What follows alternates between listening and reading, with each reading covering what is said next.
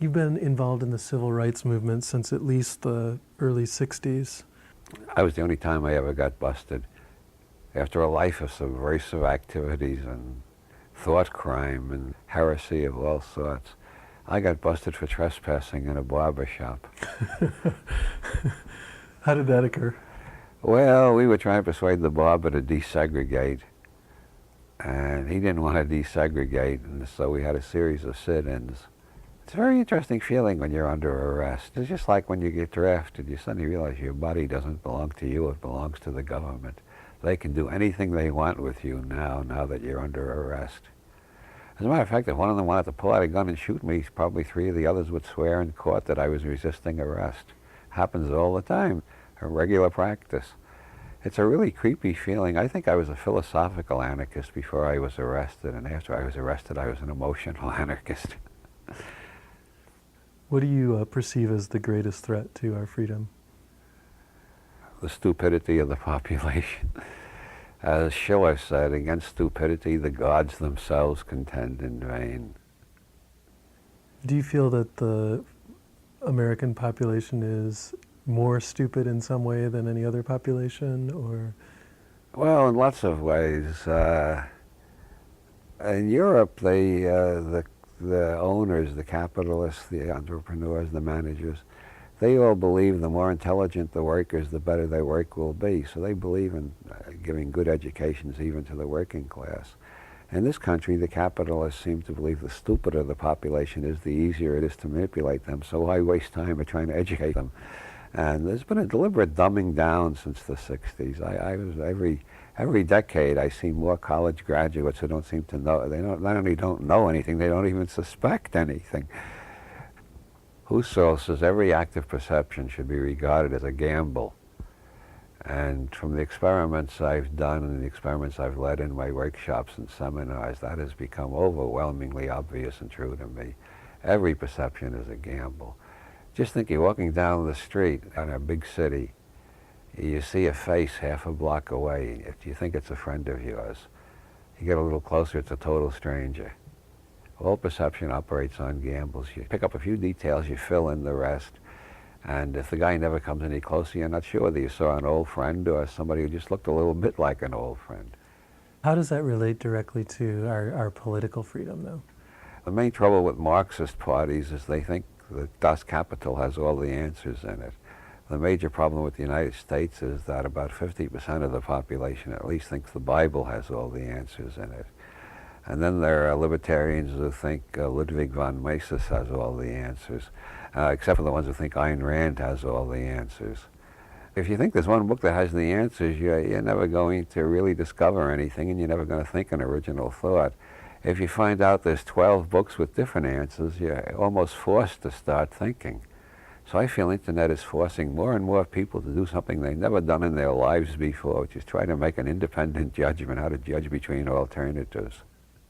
We've mainly been talking about American politics. What about world politics right now? How do you see that going? Well, I think the East-West conflict is being replaced by a North-South conflict.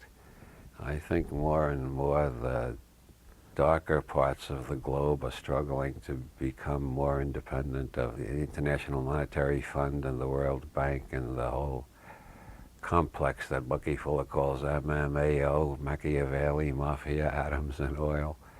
As a matter of fact, Michio Kaku, the physicist, he said he quit working for the government when he discovered that most of the Star Wars technology was aimed at third world countries and not at the Soviet Union at all.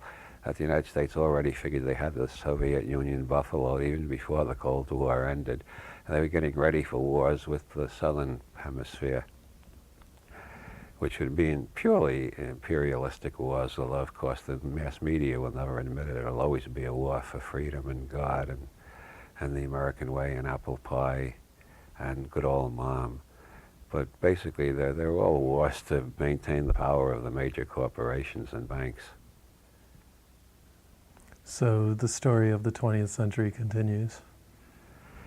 Yeah, but as Asia and Africa come online, I see a global brain forming.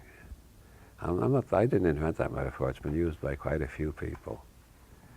I think as information travels faster and faster and more directions, that we're going to develop a global system, not necessarily a world government, but some kind of a world governance, let's say, a confederation of some sort, where everybody will be fairly equally represented. I know it sounds utopian, but hell, the Constitution sounded utopian, and it worked for a while.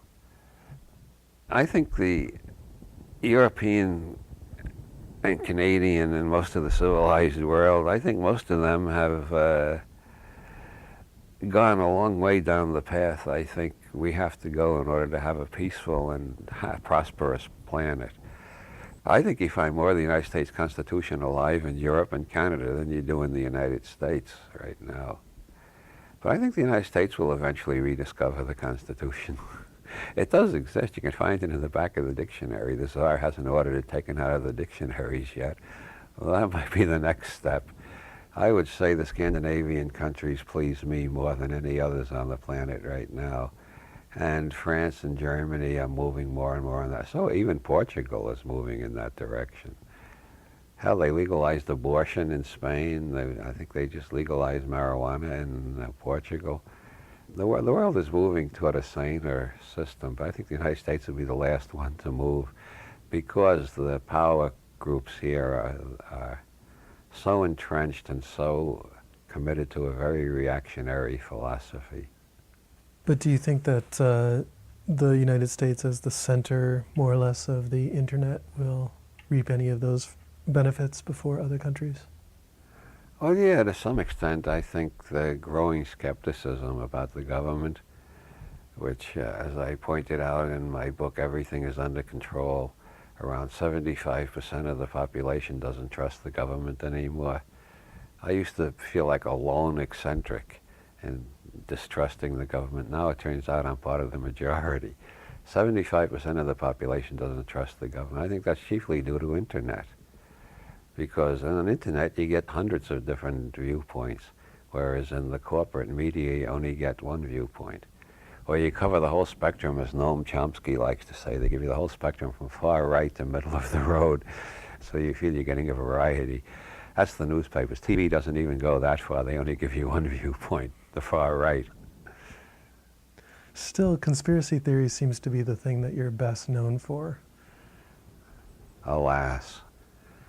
How is it that conspiracy theory intrigues you so much? Well, if you have a book by a conspiracy theorist and accept it as the holy writ, you can spend the rest of your life spreading that conspiracy theory and annoying everybody who doesn't believe it and pounding on the table. But by God, look at this document right here and all that stuff. But by and large, on internet, if you go into alt.conspiracy, you'll find 80 different conspiracy theories fighting it out among one another, and you're forced to start thinking, do any of these make any sense? Is there one that makes more sense than the others? Are some of them partly true, some of them mostly false? You got to start thinking in non-Aristotelian categories, not just quick true, false, but how much of this is true? Like Holy Blood, Holy Grail, which was a bestseller about 20 years ago. I was really shocked when a friend of mine said he found 3 things in it that weren't true, so he knew the whole book was a hoax. My attitude towards that book is like my attitude towards everything else. How much of it is true? Now, is it true? Is it all true? Is it all false? That seems like childish questions to me. The question is how much of it can be proven to be true and how much of it is just guesswork or bluff by the authors. It's about the priory of science, an affinity group or conspiracy, whichever word you prefer, of French aristocrats and bankers. Such an organization does exist. Whether their explanation of what this organization is up to is true or false, that I think is debatable, but I think they prove the organization exists. And the Church of Mary Magdalene, which is a central part of their conspiracy, that exists. I've even spoken to somebody who's been there. I haven't been there myself yet, so that's hearsay, but still, he's a guy I trust. So obviously there are things in the book that can be shown to be true. Yeah, and there are some things in the book I think can be proven pretty clearly to be untrue. And then there's the large class that belongs in what von Neumann called the maybe state, in between true and false. You just don't have enough evidence to make a judgment.